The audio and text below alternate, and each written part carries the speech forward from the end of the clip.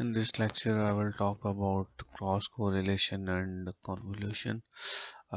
For example, हमारे पास एक data set है. यहाँ पे देख लेते हैं, हम 5x5 का डाटा सेट बना देते हैं.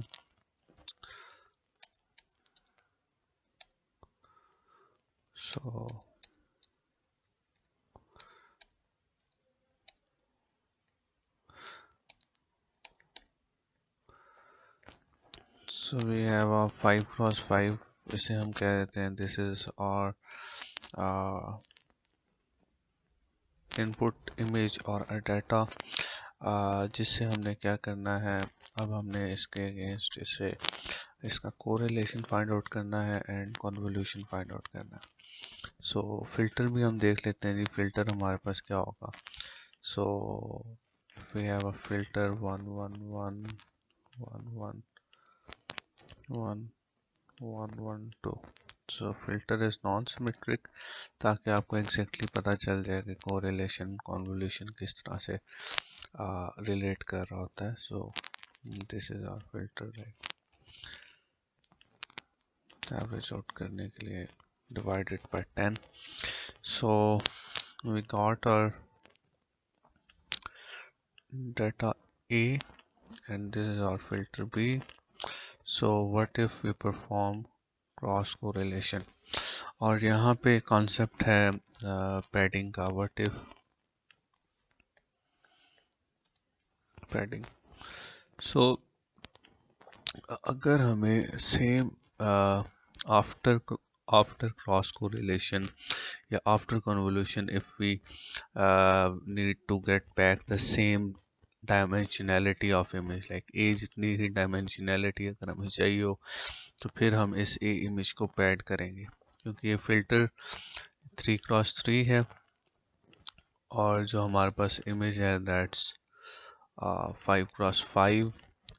सो अगर इसे हम विदाउट पैडिंग कन्वॉल्व करेंगे या इसका क्रॉस कोरिलेशन फाइंड आउट करेंगे, तो हम देखेंगे कि इसके अंदर ये विसिनिटी जो है वो हमारे पास वैलिड आंसर्स को प्रोड्यूस कर रही होगी.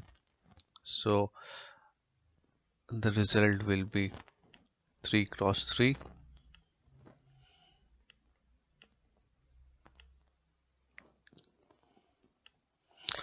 सो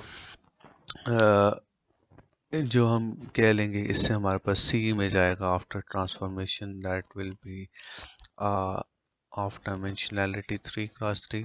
एंड अगर हमें सी की डायमेंशनैलिटी चाहिए 5x5 जितनी ए की है, तो then we have to pad this image.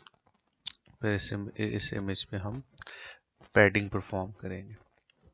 So let's see जो है क्रॉस कोरिलेशन में हमारे पास सबसे पहले हम क्रॉस कोरिलेशन को देखते हैं कि वो किस तरह से उसकी वर्किंग होगी. सो इसमें आपके पास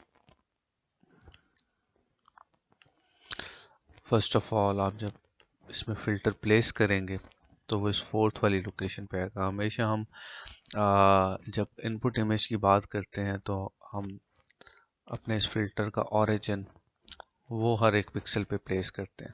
this origin is very important, as in ये ऑरिजिन हमें बता रहा होता है कि हमने कितनी नेबरहुड को प्लस एंड माइनस में देखना है in X plane and in Y plane. So हमारा ऑब्जेक्टिव ये होता है कि ये ऑरिजिन हमें नेबरहुड से इन्फ्लुएंस होके उनकी वैल्यूज़ को देख के तो इस सेंटर पिक्सल के लिए कोई वैल्यू लेके आए. सो यहाँ पे भी हम ये करेंगे. अगर हम ऑरिजिन यहाँ पे 1 पे प्लेस करते हैं तो ऑब्वियसली हमारे पास इन 3 1s के लिए कोई वैलिड लोकेशन नहीं है एरे में. सो ये 1 कंप्यूट नहीं हो सकता. Same goes for this 5. मैं इस 5 की बात करूँ तो again I have these once जिनके लिए मेरे पास कोई प्लेस नहीं है कंप्यूट करने के लिए. वैलिड इस एरे में वैलिड लोकेशन नहीं है, तो ये भी प्लेस यहाँ पे नहीं हो सकता. And same for this one and this one.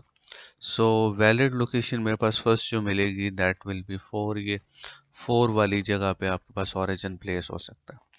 जब 4 वाली जगह पे ओरिजिन प्लेस हो सकता है, तो 4 वाली जगह पे जब ये प्लेस होगा तो हम यहाँ पे देखते हैं कि कौन सी विसिनिटी हमारे पास यहाँ से आएगी। 1 2 3 3 4 5 2 3 एंड 4। सो ये वाली विसिनिटी हमारे पास यहाँ से आ जाएगी, क्योंकि जैसे ही हमने ओरिजिन पे पिक्सल रखा उसकी नेबरिंग विसिनिटी हमारे पास एक्स प्लेन और वाई प्लेन में, क्योंकि फिल्टर हमारे पास 3x3 का है, इसका मतलब है कि दैट्स ओरिजिन पिक्सल, उससे +1 हमने यहाँ पे along x एक्सिस +1 नेबरहुड और -1 नेबरहुड में देखना है, and same goes for that Y plane as well. ठीक है, तो आपके पास ये 3x3 का फिल्टर आता है। सो यहाँ पे हमने फिल्टर को देखा कि वो हर एक पिक्सल को सेम वेटेज दे रहा है, लेकिन जो लास्ट पिक्सल है उससे ट्वाइस वो वेटेज दे रहा है।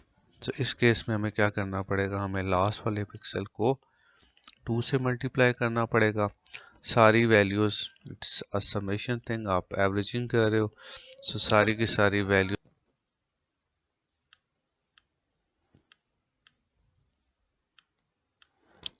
हर पिक्सल की वैल्यू लाइक उसकी वेटेज 1 थी, हमने एज इट इज ले लिया, एंड लास्ट पिक्सल की वैल्यू लाइक 200%। तो यहाँ से हमारे पास वैल्यू जो इन सबको सम करके आएगी, सो आई गेट वैल्यू 28। यहाँ पे मेरे पास 28 वैल्यू आएगी जब मैं इसे सम करूँगा, एंड बाद में जब इसे एवरेज आउट करना है तो मुझे इसे 10 से डिवाइड करना होगा। सो 28 divided by 10, this will give me a value 2.8, और ये 2.8 जब मैं इसे राउंड ऑफ करूंगा तो I'll get value 3। तो इन केस ऑफ कोरिलेशन मेरे पास ये जो C इमेज बन रहा है, C इमेज के अंदर जो कि 3x3 का हमारे पास अब मैट्रिक्स होगा, उसमें फर्स्ट वैल्यू विल बी 3। अब इसी तरह से हम 5 को कंप्यूट करेंगे, 3 को कंप्यूट करेंगे, 3 को, 4 को, 5 को, 3 4 एंड 5।